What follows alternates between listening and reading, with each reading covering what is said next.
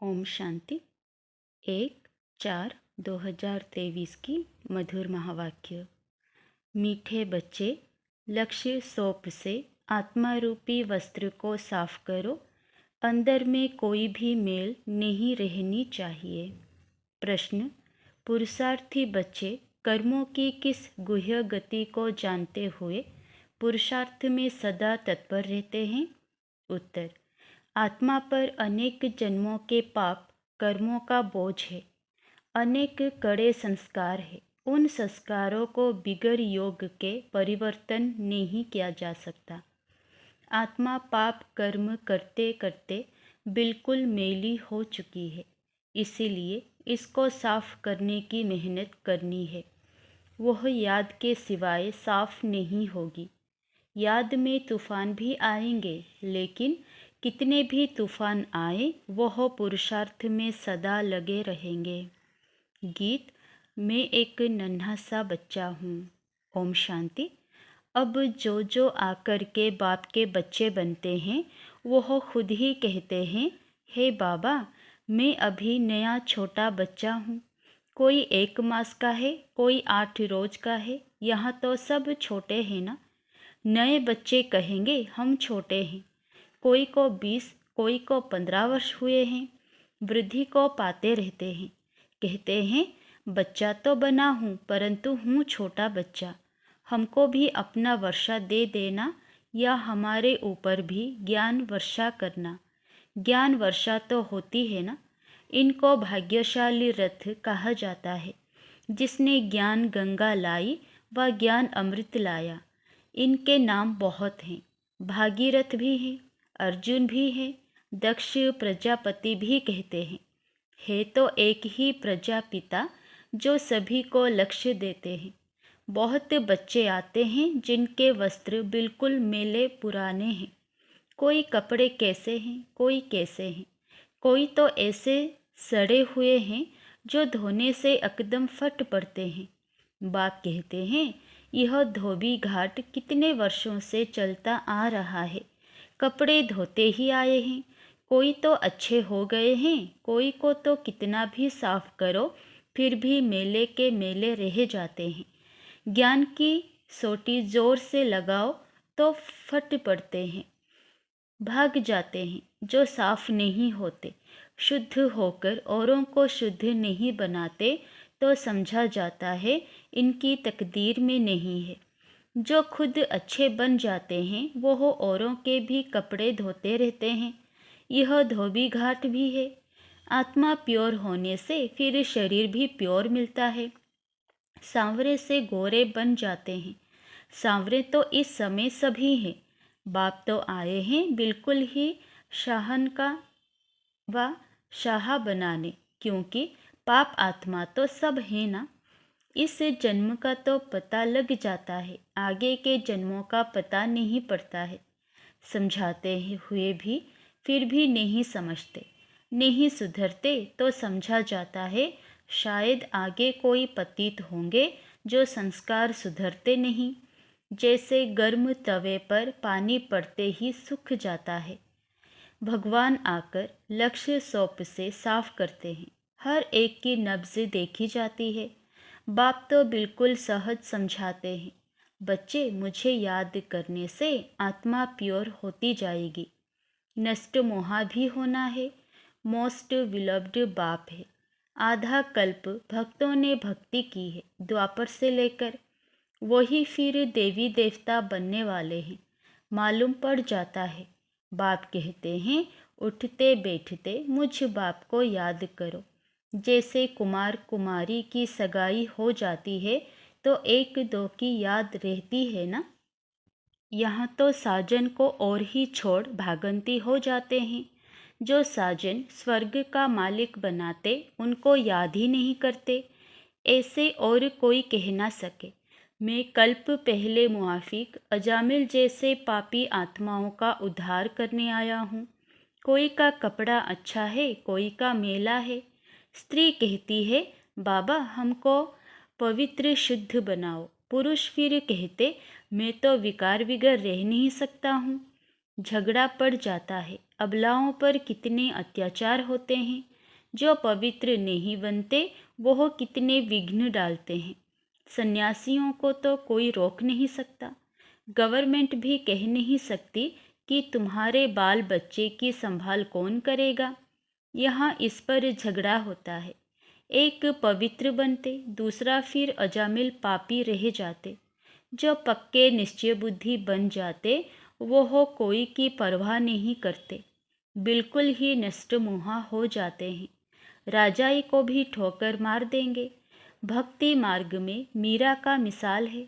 भक्ति मार्ग में ऐसे बहुत हुए हैं। यहाँ मुश्किल निकलते हैं। हाँ, ऐसे भी निकलेंगे, कहेंगे हमको तो पवित्र बनना है, फट से कहेंगे हमको राजाई की कोई परवाह नहीं है। जैसे उन राजाओं को रानियों की परवाह नहीं रही, छोड़ दिया, वैसे अब रानियां निकलेंगी जो राजाओं की परवाह नहीं करेगी। बस हम तो स्वर्ग के मालिक बनते हैं। भक्ति मार्ग में राजाओं के नाम हैं जिन्होंने संन्यास किया है। अभी तो यह है ज्ञान मार्ग। हर एक समझ सकते हैं हम कहाँ तक धोबी बने हैं। क्यों ना अच्छा धोबी बने। धोबियों में भी नंबरवार होते हैं ना। विलायत में कपड़े धोने के लिए भेजे जाते हैं तो ज़रूर वो अच्छे कपड़े साफ करते होंगे। यहाँ भी ऐसे हैं। कोई तो झट साफ हो श्रीमत पर चल पड़ते हैं, पावन बन और बनाते हैं। पुरुषार्थ पवित्र नहीं बनते तो स्त्रियों को कितना सहन करना पड़ता है। आजकल तो बहुत संभाल रखनी पड़ती है, क्योंकि हर एक मनुष्य 5 भूतों के वश है। क्रोध के वश भी बहुत नुकसान कर देते हैं। कहते हैं बाबा हम परवश हो गए, देह अहंकार आ जाता है। देह अहंकार आने से ही फिर और विकार आ जाते हैं। अपने को देही समझ बाप को याद नहीं करेंगे तो रजिस्टर खराब हो जाएगा। मनसा में तूफान तो आएंगे, परंतु कर्म इंद्रियों से नहीं करना है। बाप कहते हैं विश्व का मालिक बनना कोई मासी का घर थोड़े ही है। लक्ष्मी नारायण स्वर्ग के मालिक बने हैं तो जरूर कुछ तो पुरुषार्थ किया है ना। बरोबर बाप बैठे स्वर्ग के लिए राजा रानी बनाते हैं तो बाप की श्रीमत पर चलना है। एक बाप की ही श्रीमत, बाकी सब है भूत मत। श्रीमत को भूले और यह भूत आए, झट माया वार कर कांध नीचे करा देती है। अपने को देखना चाहिए मैं कहाँ तक मेला हूँ। अच्छे बच्चे कुमार का आदि है, सर्विस कर रहे हैं। बच्चे मूत पलीती कपड़ों को धोने, 5 विकारों पर जीत पहनाने जाते हैं। कोई को काम का भूत आया तो एकदम नाम बदनाम कर देते हैं। गंदा हो गया तो उनको बीके थोड़े ही कहेंगे, उनका फिर रजिस्टर एकदम खराब हो जाता है। बाबा कितना सटका मारते हैं साफ करने के लिए। कहते हैं बाप को याद करो तो कपड़ा साफ होगा, नहीं तो भूत आते रहेंगे। धारणा नहीं होती है तो समझना चाहिए मैं कोई बहुत मेला हूँ। आगे जन्म में शायद हम बहुत गंदे थे। शर्म आना चाहिए। पुरुषार्थ नहीं करते तो गंदे के गंदे रह जाते हैं। लायक नहीं बनते, तुम यहाँ आते हो लायक बनने। अच्छे कपड़े होंगे तो सूर्यवंशी व चंद्रवंशी बनेंगे। बाबा ने अब बेहद की विशाल बुद्धि दी है। सारी दुनिया के चक्र को तुम जान गए हो। मनुष्य कहते भी हैं हे पतित पावन, तो वह ज़रूर एक ही होगा जिसको ही हेवनली गॉड फादर कहा जाता है।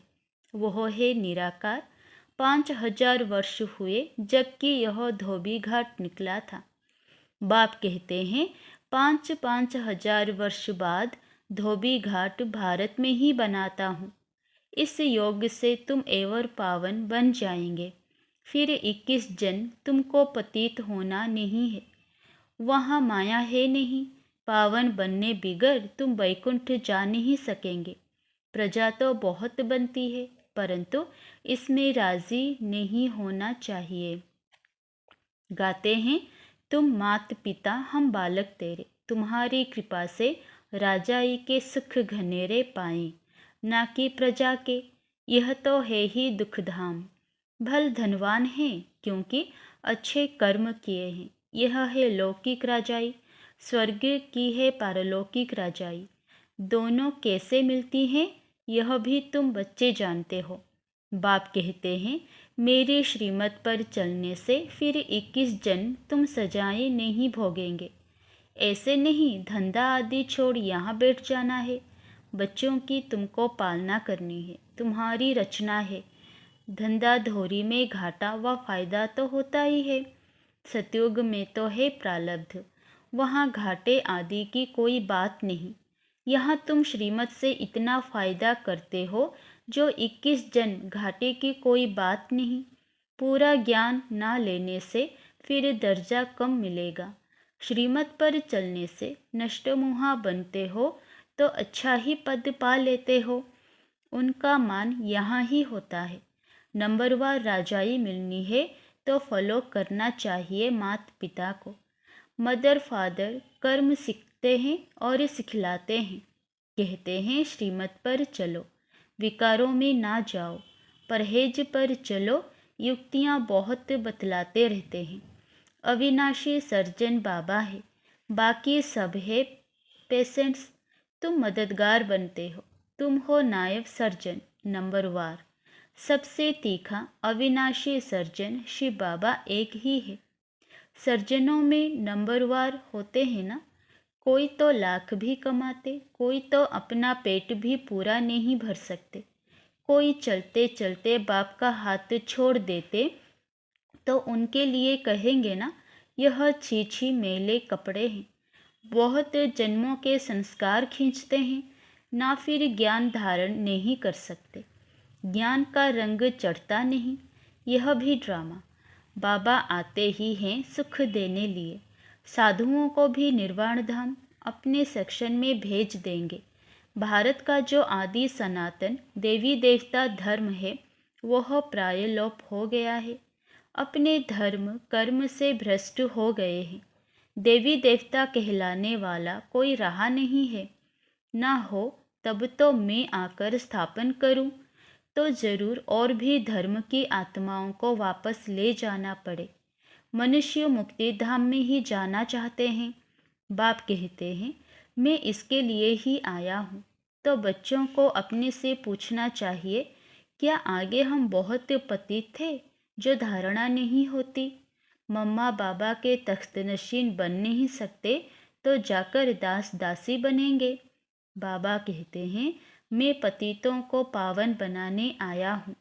इस शरीर का आधार लिया है, नहीं तो पतितों को पावन कैसे करूँ?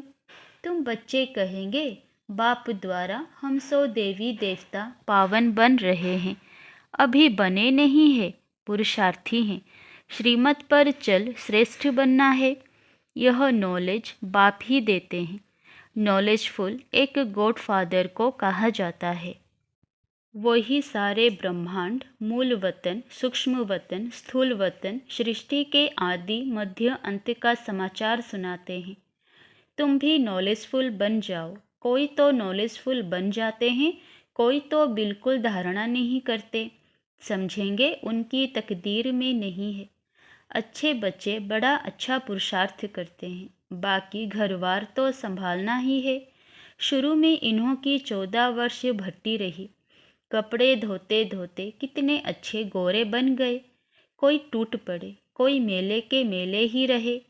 आजकल तो 7 रोज़ भी मुश्किल ठहर सकते हैं। पहले तो पूरी भट्टी थी। भट्टी नहीं होती तो तुम तैयार कैसे होते? ईंटें भट्टी में पकती है ना, फिर कोई कच्चे रह जाते हैं, कोई टूट पड़ते हैं। यहाँ भी ऐसे हैं, बहुत कपड़े फट पड़ते। श्रीमत पर नहीं चलने से साफ नहीं होते। अब आत्माओं की परमपिता के साथ सगाई कराई जाती है। शिव बाबा कहते हैं मैं तो एवर पावन हूँ, मुझे याद करते रहो तो तुम पावन बनते जाएंगे। गृहस्थ व्यवहार में रहते यह प्रैक्टिस करो। जो अच्छे बच्चे हैं वह तो झट प्रैक्टिस में लग जाते हैं। खुशी में रहते हैं, रात को जागकर अपनी आत्मा को धोते हैं, समझते हैं पवित्र बनेंगे तो कपड़ा भी पवित्र मिलेगा। इसीलिए बाबा कहते हैं नींद को जीतने वाले बनो, बाप को याद करो तो आत्मा पवित्र होगी।